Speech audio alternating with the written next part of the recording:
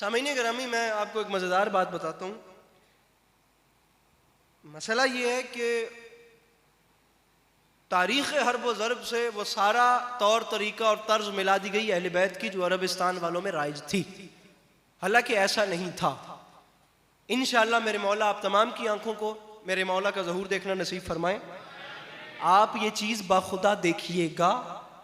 یہی کلیہ میں ممبر پہ پتہ نہیں کتنے زاویوں سے اس بات کو کرنے کی کوشش کرتا ہوں۔ دنیا کو تلوار سے ہراتی ہے، میرے مولا علی علیہ السلام کی اولاد دنیا کو کردار سے ہراتی تھی۔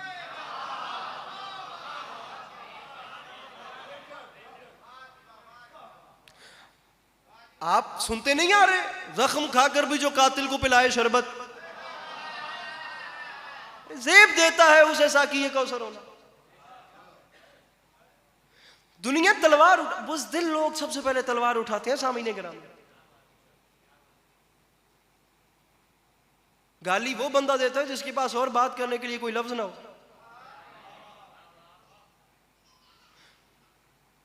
دنیا تلوار سے لڑتی تھی، میرے مولا کی اولاد قلم سے لڑتی تھی۔ دنیا تلوار سے لڑتی تھی، میرے مولا کی اولاد کردار سے لڑتی تھی۔ دنیا تلوار سے لڑتی تھی، میرے مولا کی اولاد گفتار سے لڑتی تھی۔ دنیا تلوار سے لڑتی تھی، میرے مولا کی اولاد اخلاق سے لڑتی تھی۔ 9 لاکھ کا لشکر تلوار سے لڑ رہا تھا اور خطیب منبر سلونی کا پوتا مسکرا کے انہیں شکست دے کے چلا گیا۔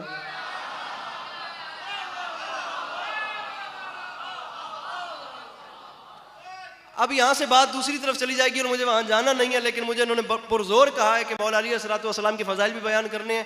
میں کوشش کرتا ہوں کہ میں اس چیز کو سامعین گرامی سمیٹ سکوں۔ یہاں لڑنے کا طریقہ اور تھا، وہاں اور تھا۔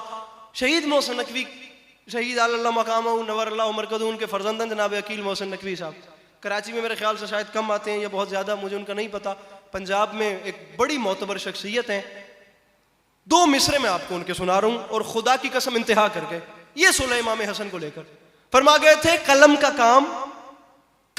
کام قلم سے لیا ہے شبر نے، یہ لازمی نہیں ہر کام ذوالفقار کرے۔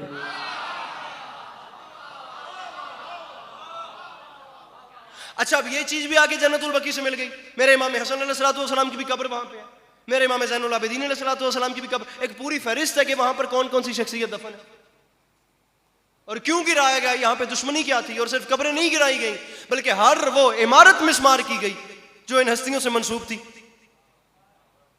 اور یہ جتنے لبرل اور ایتھسٹ لوگ ہیں، یہ ذرا کانوں کے دریچے ذہن کے کھولیں اور اس شیکسپیئر کے جملے کا وزن کریں۔ شیعہ گھر کا بندہ نہیں کہہ رہا، یہ شیکسپیئر ایسے تو نہیں کہہ گیا تھا کہ اگر کسی قوم کی حالت دیکھنی ہے تو قوم کی حالتوں کا اندازہ ان کی مذہبی عمارتوں سے لگا کے دیکھنا، کہ ان کی مذہبی عمارتوں کی حالت کیسی ہے، تمہیں پتہ چل جائے گا ان کی قوم کی حالت کیسی ہے۔ خدا کی قسم اسی وجہ سے ہمارے پنجاب میں باخدا اس بات پر زور دیا جاتا ہے اپنا گھر صحیح ہے یا نہیں ہے، بارگاہ اچھا تعمیر کروانا ہے۔ اپنے گھر میں اچھا بچھانے کا ہے یا نہیں ہے، مسجد اچھی تعمیر کروانی ہے۔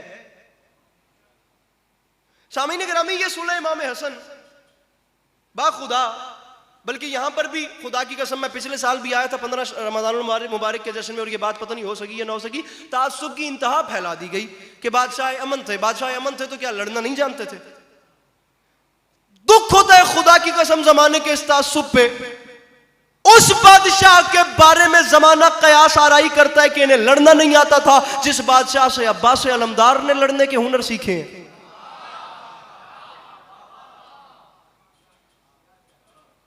سامعین گرامی، بات کر کے قلم سے شکست دینے کا رواج امام حسن علیہ السلام سے پہلے نہیں تھا۔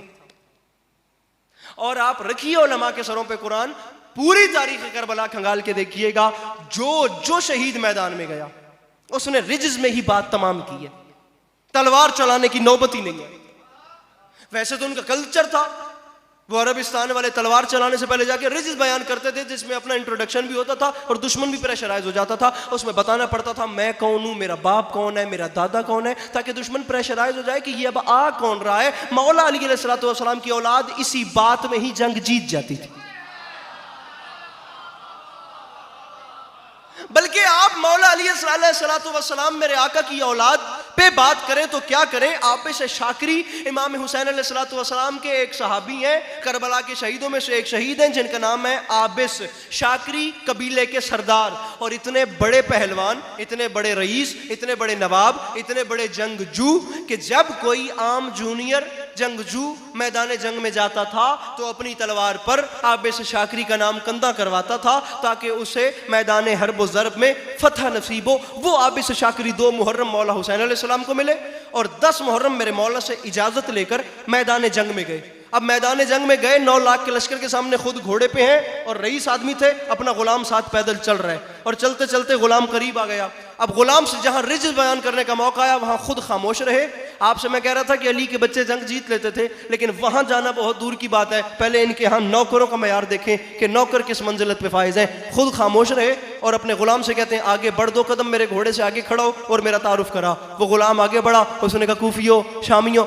میں سمجھتا ہوں بندہ مجلس میں بے حضور ہے سامعین، جو سن کے سمجھ کے لطف نہیں لے سکتا یا مسکرا بھی نہیں سکتا۔ وہ غلام آگے بڑھا، اس نے کہا کوفیوں، شامیوں، یاد رکھنا اسے عام نہ سمجھنا، اس کا نام آبس ہے، یہ شاکری قبیلے کا سردار ہے، یہ بہت بڑا جنگجو ہے، یہ حسین ابن علی کا تابع دار ہے، اسے لڑنے کی کبھی غلطی نہ کرنا، تمہاری نسلیں بھی یاد رکھیں گی یہ اتنا بڑا جنگجو ہے۔ بھائی جان جملے کا لطف لیجئے گا، آسمان سے وزنی جملہ ہے۔ غلام رجز بیان کر رہا تھا آبس شاکری کی، خیمے سے نواب کربلا کی آواز آئی آبس، مڑ کے فرمایا جی مولا۔ آبس رجز خود کیوں نہیں پڑھتا؟ ہاتھ باندھ کے کہتا ہے مولا میری مجبوری ہے، میں آپ کے دشمن سے بولنا ہی نہیں چاہتا۔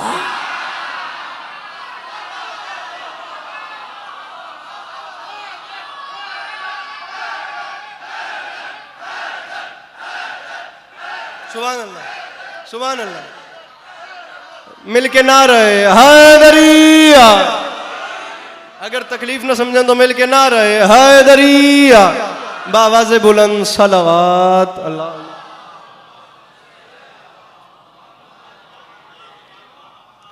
ارے مولا میں، سبحان اللہ، مولا میں آپ کے دشمن سے کلام نہیں کرنا چاہتا۔ اور یہی رجز جس میں بتانا پڑتا تھا، کام کیا ہوتا تھا سامعین گرامی؟ اتنا سا کام تھا، بتانا پڑتا تھا میں کون ہوں، میرا باپ کون ہے، میرا دادا کون ہے۔ اب جملہ آپ کے حوالے کر رہا ہوں، با خدا یہ ہاتھ نہ اٹھتا تو میں یہ جملہ نہ کہتا، اٹھ چکا ہے تو مجھے مایوس نہ کیجئے گا۔ رجز بیان کرنے میں ہوتا کیا تھا؟ اپنا نام بتانا پڑتا تھا، اپنے باپ کا نام اور فیملی بیک گراؤنڈ، کم سے کم 3 پشتوں کے نام بتانے پڑتے تھے۔ اب پتہ چلا ایک وجہ یہ بھی تھی جس وجہ سے علی کے دشمن میدان جنگ میں پہلی صف میں کھڑے نہیں ہوتے۔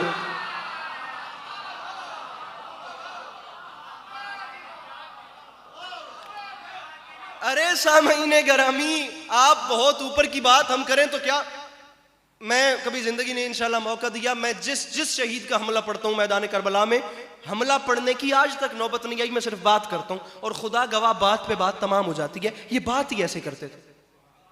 خیبر شکن کی اولاد ہے تو کیا خطیب منبر سنونی کی اولاد نہیں؟